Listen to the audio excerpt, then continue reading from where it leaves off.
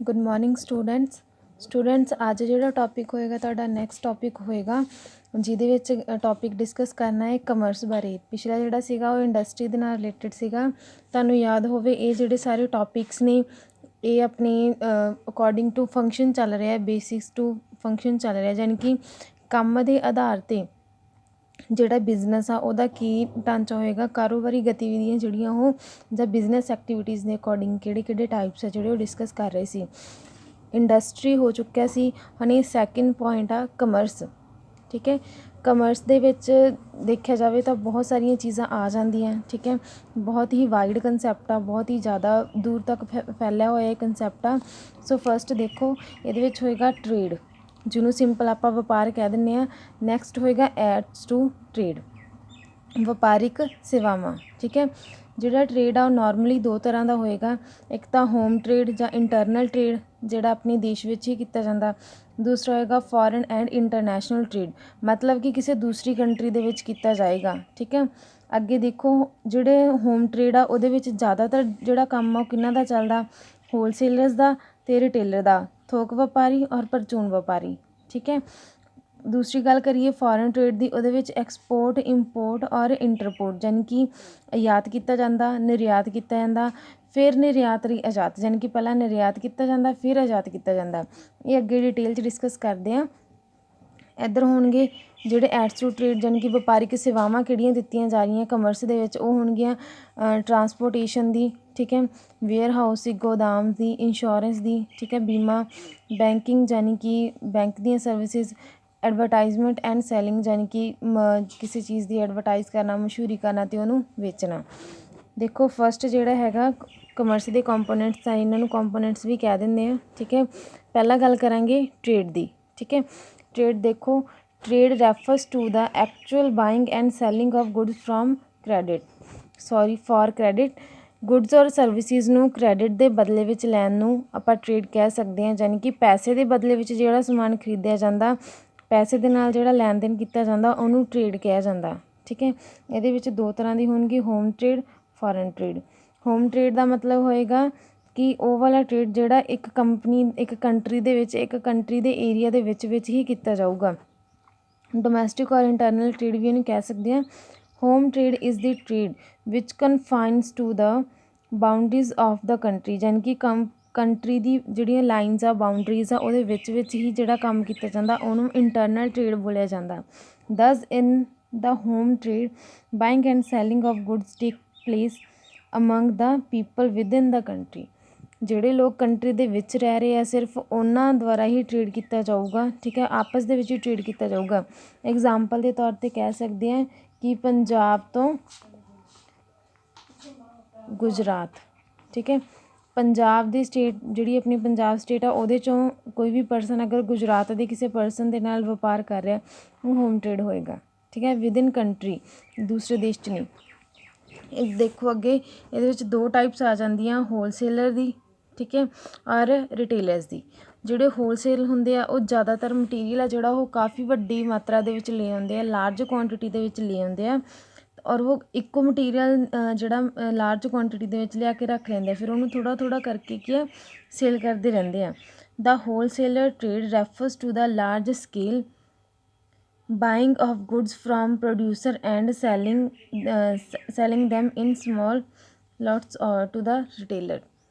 ਕੋਈ ਵੀ ਮਟੀਰੀਅਲ ਆ ਜਿਹੜਾ ਉਹ ਕਾਫੀ ਵੱਡੀ ਕੁਆਂਟਿਟੀ ਦੇ ਵਿੱਚ ਲੈ ਆਉਂਦੇ ਆ। ਠੀਕ ਹੈ, ਫਿਰ ਉਹਨੂੰ ਥੋੜ੍ਹਾ ਕਰਕੇ ਆਪਦੇ ਏਰੀਆ ਦੇ ਜਿੰਨੇ ਵੀ ਰਿਟੇਲਰਸ ਹੋਣਗੇ ਉਹਨਾਂ ਨੂੰ ਸੇਲ ਕਰ ਦੇਣਗੇ। ਹੋਲਸੇਲਰ ਦੇ ਵਿੱਚ ਜ਼ਿਆਦਾਤਰ ਮਾਤਰਾ ਜਿਹੜੀ ਉਹ ਇੱਕ ਮਟੀਰੀਅਲ ਦੀ ਬਹੁਤ ਜ਼ਿਆਦਾ ਹੁੰਦੀ ਆ। ਪਰ ਜਦੋਂ ਦੂਸਰੀ ਗੱਲ ਕਰੀਏ ਰਿਟੇਲਰ ਦੀ, ਤਾਂ ਉਹ ਸ਼ਾਪਕੀਪਰ ਨੂੰ ਸਮਾਨ ਵੇਚਣਾ ਹੁੰਦਾ ਔਰ ਉਹ ਰਿਟੇਲ ਕਰਕੇ ਰੱਖਦੇ ਆ ਥੋੜ੍ਹਾ ਸਮਾਨ, ਵੀ ਉਹਨਾਂ ਦਾ ਜ਼ਿਆਦਾ ਖਰਚਾ ਵੀ ਨਾ ਹੋਵੇ। ਠੀਕ ਹੈ, ਔਰ ਉਹ ਜਿਹੜਾ ਸਮਾਨ ਆ ਉਹਨਾਂ ਕੋਲ ਪੂਰੀ ਮਾਤਰਾ ਦੇ ਵਿੱਚ ਆ ਜੇ। ਔਰ ਇਹ ਸਮਾਨ ਜਿਹੜੇ ਤਾਂ ਹੋਲਸੇਲਰ ਹੋਣਗੇ ਉਹ ਇੱਕੋ ਮਟੀਰੀਅਲ ਨੂੰ ਲੈ ਕੇ ਆਉਣਗੇ, ਲਾਈਕ ਜਿਵੇਂ ਕਣਕ ਲੈਣੀ ਆ, ਠੀਕ ਹੈ, ਜਾਂ ਕਹਿ ਸਕਦੇ ਹਾਂ ਕਿ ਕੋਈ ਚਾਵਲ ਵਗੈਰਾ ਲੈਣੇ ਆ, ਤਾਂ ਉਹ ਬਹੁਤ ਵੱਡੀ ਮਾਤਰਾ ਦੇ ਵਿੱਚ ਲੈ ਕੇ ਰੱਖ ਲੈਣਗੇ। ਜਾਂ ਦੂਸਰੀ ਗੱਲ ਜਦੋਂ ਕਰੀਏ ਆਪਾਂ ਹੋਲਸੇਲਰ ਰਿਟੇਲਰ ਦੀ, ਤਾਂ ਉਹ ਉਹਨਾਂ 'ਚੋਂ ਥੋੜ੍ਹਾ ਮਟੀਰੀਅਲ ਲੈਣਗੇ, ਕਣਕ, ਚਾਵਲ, ਸਾਰੀਆਂ ਚੀਜ਼ਾਂ ਇਕੱਠੀਆਂ ਲੈ ਲੈਣਗੇ। ਠੀਕ ਹੈ, ਨੈਕਸਟ ਹੈ ਰਿਟੇਲਰ ਨੂੰ ਡਿਟੇਲ 'ਚ ਦੇਖੋ, buying of goods by retailer from the wholesaler and selling of these good to the ultimate consumer. Retailer ਆ ਜਿਹੜੇ ਹੋਲਸੇਲਰ ਤੋਂ ਮਟੀਰੀਅਲ ਖਰੀਦ ਲੈਂਦੇ ਆ, ਫਿਰ ਉਹਨਾਂ ਨੂੰ ਕੰਜ਼ਿਊਮਰ ਤੱਕ ਪਹੁੰਚਾ ਦਿੰਦੇ ਆ। ਲੋਕਲ ਮਾਰਕੀਟ ਦੇ ਵਿੱਚ ਸਰਵਿਸਿਜ਼ ਪ੍ਰੋਵਾਈਡ ਕਰਨਾ ਜਾਂ ਆਪਦੇ ਏਰੀਆ ਦੇ ਵਿੱਚ ਸਰਵਿਸ ਪ੍ਰੋਵਾਈਡ ਕਰਨ ਵਾਲੇ ਜਿਹੜੇ ਪਰਸਨ ਹੁੰਦੇ ਆ, ਸ਼ਾਪਕੀਪਰ, ਉਹਨਾਂ ਨੂੰ ਰਿਟੇਲਰ ਕਹਿ ਸਕਦੇ ਆ। ਨੈਕਸਟ ਹੈ ਫੋਰਨ ਟ੍ਰੇਡ। ਫੋਰਨ ਟ੍ਰੇਡ ਦਾ ਮਤਲਬ ਹੋਏਗਾ ਕਿ ਆਪਣੀ ਕੰਟਰੀ ਤੋਂ ਬਾਹਰ ਜਾ ਕੇ ਟ੍ਰੇਡ ਕਰਨਾ, ਦੂਸਰੀ ਕੰਟਰੀਜ਼ ਦੇ ਨਾਲ ਟ੍ਰੇਡ ਕਰਨਾ, ਇੰਟਰਨੈਸ਼ਨਲ ਟ੍ਰੇਡ ਵੀ ਕਹਿ ਸਕਦੇ ਹਾਂ ਇਹਨੂੰ। ਤਾਂ ਦੇਖੋ, foreign trade means buying and selling of goods between two countries. ਦੋ ਕੰਟਰੀ ਦੇ ਵਿੱਚ ਜਿਹੜੇ buying and selling the process continue ਕੀਤਾ ਜਾਂਦਾ, ਉਹਨੂੰ ਕਹਿ ਸਕਦੇ ਹਾਂ foreign trade. Every country can get, ਠੀਕ ਹੈ, ਕੋਈ ਵੀ ਕੰਟਰੀ ਹੈ ਜਿਹੜੀ ਉਹ ਗੈਟ ਕਰ ਸਕਦੀ ਹੈ product which can not be manufactured by it ਪ੍ਰੋਫਿਟੇਬਲੀ।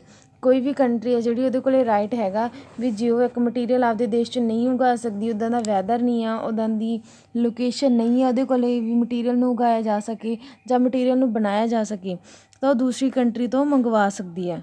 ਠੀਕ ਹੈ, ਦੂਸਰੀ ਕੰਟਰੀ ਤੋਂ ਮਟੀਰੀਅਲ ਨੂੰ ਕੀ ਆ ਇੰਪੋਰਟ ਐਕਸਪੋਰਟ ਕਰਵਾ ਸਕਦੀ ਆ, ਤਾਂ ਕਿ ਉਹਨਾਂ ਦੀ ਜਿਹੜੀ ਜ਼ਰੂਰਤ ਆ, ਰਿਕੁਆਇਰਮੈਂਟ ਆ ਜਿਹੜੀ ਉਹ ਕੰਪਲੀਟ ਹੋ ਸਕੇ। ਨੈਕਸਟ ਹੈ ਐਕਸਪੋਰਟ ਟ੍ਰੇਡ। ਐਕਸਪੋਰਟ ਦਾ ਟ੍ਰੇਡ ਦੇ ਵਿੱਚ ਹੋਏਗਾ, ਹੁਣ ਇਹ ਡਿਟੇਲ ਦੇ ਵਿੱਚ ਦੇਖਦੇ ਹਾਂ ਵੀ ਇਨ ਰਿਐਲਿਟੀ ਐਕਸਪੋਰਟ ਦਾ ਮਤਲਬ ਕੀ ਆ, ਇੰਪੋਰਟ ਦਾ ਮਤਲਬ ਕੀ ਆ। ਐਕਸਪੋਰਟ ਮਤਲਬ ਹੋਏਗਾ ਕਿ ਗੁਡਸ ਨੂੰ ਸੇਲ ਕਰ ਦੇਣਾ, ਇੱਕ ਜਗ੍ਹਾ ਤੋਂ ਦੂਸਰੀ ਜਗ੍ਹਾ ਸੈਂਡ ਕਰ ਦੇਣਾ। ਠੀਕ ਹੈ, ਐਕਸਪੋਰਟ ਨੂੰ ਸਿੰਪਲੀ ਕਹਿ ਦਿੰਦੇ ਹਾਂ ਕਿ ਸਮਾਨ ਨੂੰ ਭੇਜਣਾ।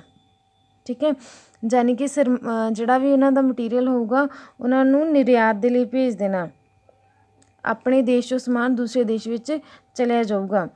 To the buyer of the foreign country, sell ਕੀਤਾ ਜਾਊਗਾ ਮਟੀਰੀਅਲ। ਕਿਹੜੇ ਬਾਇਰ ਹੋਣਗੇ? ਦੂਸਰੀ ਕੰਟਰੀ ਦੇ ਬਾਇਰ ਹੋਣਗੇ, ਇੱਕ ਕੰਟਰੀ ਦਾ ਸੈਲਰ ਹੋਊਗਾ। ਜਿਹੜੀ ਕੰਟਰੀ ਦੇ ਵਿੱਚੋਂ ਸਮਾਨ ਜਾਊਗਾ ਉੱਧਰੋਂ ਮਟੀਰੀਅਲ ਐਕਸਪੋਰਟ ਹੋ ਜਾਏਗਾ। ਨੈਕਸਟ ਹੈ ਇੰਪੋਰਟ। ਇੰਪੋਰਟ ਦਾ ਮਤਲਬ ਹੁੰਦਾ ਕਿ ਕਿਸੇ ਜਗ੍ਹਾ ਤੋਂ ਸਮਾਨ ਆ ਜਿਹੜਾ ਉਹ ਖਰੀਦਣਾ। ਇੱਥੇ ਹੋਊਗਾ ਐਕਸਪੋਰਟ ਦਾ ਮਤਲਬ ਕਿ ਸੇਲ ਕਰਨਾ। ਠੀਕ ਹੈ, ਮਟੀਰੀਅਲ ਇੱਧਰ ਹੋਊਗਾ ਇੰਪੋਰਟ ਦੇ ਵਿੱਚ ਕਿ ਮਟੀਰੀਅਲ ਨੂੰ ਖਰੀਦ ਲੈਣਾ। ਠੀਕ ਹੈ, ਸੈਲਰ ਤੋਂ ਖਰੀਦ ਲੈਣਾ ਫੋਰਨ ਕੰਟਰੀ ਦੇ ਵਿੱਚੋਂ।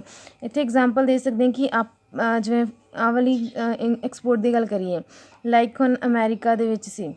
ਠੀਕ ਹੈ, ਅਗਰ ਉਹਨਾਂ ਨੂੰ ਟੈਬਲੇਟ ਚਾਹੀਦੀਆਂ ਸੀ, ਮੈਡੀਸਨ ਚਾਹੀਦੀਆਂ ਸੀ, ਤਾਂ ਆਪਣੇ ਦੇਸ਼ ਨੇ ਕੀ ਕੀਤਾ? ਐਕਸਪੋਰਟ ਕੀਤਾ, ਜਾਣੀ ਕਿ ਆਪਣੇ ਦੇਸ਼ ਨੇ ਜਿਹੜਾ ਮੈਡੀਸਨ ਸੀਗੀਆਂ ਉਹ ਸੇਲ ਕੀਤੀਆਂ। ਠੀਕ ਹੈ, ਆਪਣੇ ਦੇਸ਼ ਵਿੱਚੋਂ ਚਲੀਆਂ ਗਈਆਂ। ਦੂਸਰੀ ਤਰਫ ਹੁਣ ਜੇ ਆਪਣੇ ਦੇਸ਼ ਨੂੰ ਕੋਈ ਹੈਲਪ ਚਾਹੀਦੀ ਆ ਤਾਂ ਆਪਣਾ ਦੇਸ਼ ਉੱਧਰੋਂ ਹੈਲਪ ਮੰਗੂਗਾ, ਤਾਂ ਉਹ ਵਾਲੇ ਦੇਸ਼ ਜੇ ਆਪਾਂ ਨੂੰ ਕੋਈ ਮੈਡੀਸਨ ਭੇਜਣਗੇ ਤਾਂ ਆਪਾਂ ਖਰੀਦਾਂਗੇ, ਉਹ ਹੋ ਜਾਏਗਾ ਇੰਪੋਰਟ। ਠੀਕ ਹੈ, ਨੈਕਸਟ ਦੇਖੋ ਇੰਟਰਪੋਰਟ ਟ੍ਰੇਡ।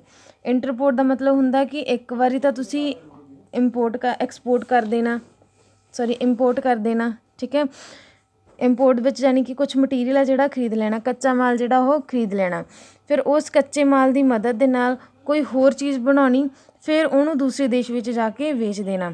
ਜਿਵੇਂ ਐਗਜ਼ਾਮਪਲ ਦੇ ਤੌਰ 'ਤੇ ਕਹਿਣਾ ਹੋਵੇ ਕਿ ਅਮੈਰੀਕਾ ਦੇ ਵਿੱਚੋਂ ਕੋਈ ਜਿਹੜੇ ਸੀਗੇ ਮਟੀਰੀਅਲ ਉਹਨਾਂ ਨੇ ਮੰਗਵਾਏ। ਠੀਕ ਹੈ, ਇੱਦਾਂ ਕਹਿ ਸਕਦੇ ਹੋ ਕਿ ਬਾਈਕਸ ਦੇ ਜਿਹੜੇ ਟਾਇਰ ਆ, ਠੀਕ ਹੈ, ਉਹ ਇੰਪੋਰਟ ਕਰਵਾਏ ਕਾਫੀ ਕੁਆਂਟਿਟੀ ਦੇ ਵਿੱਚ, ਕਿਉਂਕਿ ਉਹਨਾਂ ਨੇ ਮਟੀਰੀਅਲ ਜਿਹੜੇ ਬਾਈਕਸ ਬਣਾਉਣੀਆਂ ਸੀ, ਬਾਈਕਸ ਦੇ ਟਾਇਰ ਮੰਗਵਾਏ, ਇੰਪੋਰਟ ਕੀਤੇ। ਹੁਣ ਉਹਨਾਂ ਟਾਇਰਸ ਨੂੰ ਬਾਈਕਸ ਦੇ ਨਾਲ ਲਗਾ ਕੇ ਉਹਨਾਂ ਨੇ ਜਿਹੜਾ ਕਿੱਥੇ ਸੇਲ ਕਰਤਾ? ਉਹਨਾਂ ਨੂੰ ਆਸਟ੍ਰੇਲੀਆ ਦੇ ਵਿੱਚ ਉਹਨਾਂ ਨੇ ਸੇਲ ਕੀਤਾ। ਆਸਟ੍ਰੇਲੀਆ ਦੇ ਵਿੱਚ ਉਹਨਾਂ ਨੂੰ ਸੇਲ ਕੀਤਾ। ਅਮੈਰੀਕਾ ਦੇ ਵਿੱਚੋਂ ਮੰਗਾਇਆ ਬਾਈਕਸ ਦੇ ਟਾਇਰਸ ਨੂੰ, ਆਸਟ੍ਰੇਲੀਆ ਦੇ ਵਿੱਚ ਜਾ ਕੇ ਸੇਲ ਕੀਤਾ। ਸੋ ਉਹ ਹੋ ਗਿਆ ਵੀ ਇੰਪੋਰਟ ਕੀਤਾ, ਆਯਾਤ ਕੀਤਾ, ਪਰ ਫਿਰ ਨਿਰਯਾਤ ਕਰਤਾ ਸਮਾਨ ਨੂੰ। ਵੀ ਕੱਚਾ ਮਾਲ ਆਯਾਤ ਕੀਤਾ ਪਰ ਬਣਿਆ ਹੋਇਆ ਸਮਾਨ ਕੀ ਜਿਹੜਾ ਉਹ ਨਿਰਯਾਤ ਕੀਤਾ। ਤਾਂ ਇਹਨੂੰ ਕਹਿ ਸਕਦੇ ਹਾਂ ਕਿ ਅੱਧੀਆਂ ਬਣੀਆਂ ਗੁੱਡਸ ਨੂੰ ਲੈ ਕੇ ਆਉਣਾ, ਫਿਰ ਉਹਨਾਂ ਨੂੰ ਰੀ ਐਕਸਪੋਰਟ ਕਰ ਦੇਣਾ, ਯਾਨੀ ਕਿ ਦੁਬਾਰਾ ਭੇਜ ਦੇਣਾ। ਨੈਕਸਟ ਦੇਖੋ, ਅੱਜ ਦਾ ਟੌਪਿਕਸ ਜਿਹੜਾ ਸੀਗਾ ਉਹ ਅੱਜ ਇੱਥੇ ਕੰਪਲੀਟ ਕਰਦੀ ਹਾਂ ਮੈਂ। ਸੋ ਉਮੀਦ ਹੈ ਕਿ ਤੁਹਾਨੂੰ ਸਮਝ ਆਈ ਹੋਏਗੀ, ਕਿਉਂਕਿ ਟੌਪਿਕਸ ਜ਼ਿਆਦਾ ਲੰਬੇ ਨਹੀਂ ਆ, ਛੋਟੇ ਹੀ ਆ। ਸੋ ਉਮੀਦ ਹੈ ਕਿ ਤੁਹਾਨੂੰ ਸਮਝ ਆਈ ਹੋਏਗੀ। ਸੋ ਅਗਰ ਕੋਈ ਵੀ ਡਿਫੀਕਲਟੀ ਹੋਈ ਜਾਂ ਕੋਈ ਪ੍ਰੋਬਲਮ ਹੋਈ ਜਾਂ ਕੁਛ ਨਾ ਸਮਝ ਆਉਂਦਾ ਹੋਇਆ, ਉਹ ਪੁੱਛ ਸਕਦੇ ਹੋ। ਅੱਜ ਜਿਹੜਾ ਡਿਸਕਸ ਹੋਇਆ ਟੌਪਿਕ ਤੁਹਾਡਾ ਉਹ ਹੋਇਆ ਜਸਟ ਇੰਨਾ, ਟ੍ਰੇਡ। ਠੀਕ ਹੈ, ਹੋਲਸੇਲਰ, ਰਿਟੇਲਰ, ਐਕਸਪੋਰਟ, ਇੰਪੋਰਟ ਔਰ ਇੰਟਰਪੋਰਟ। ਕੱਲ੍ਹ ਨੂੰ ਜਿਹੜਾ ਹੋਏਗਾ ਐਡਸ ਟੂ ਟ੍ਰੇਡ ਹੋਏਗਾ, ਉਹਦੇ ਵਿੱਚ ਡਿਸਕਸ ਕਰਾਂਗੇ ਕਿ ਟਰਾਂਸਪੋਰਟੇਸ਼ਨ ਕੀ ਆ, warehouses, insurance, banking, advertisement, ਇਹ ਫੈਸਿਲਿਟੀਜ਼ ਕਿੱਦਾਂ ਦਿੱਤੀਆਂ ਜਾਂਦੀਆਂ। So thank you, have a nice day.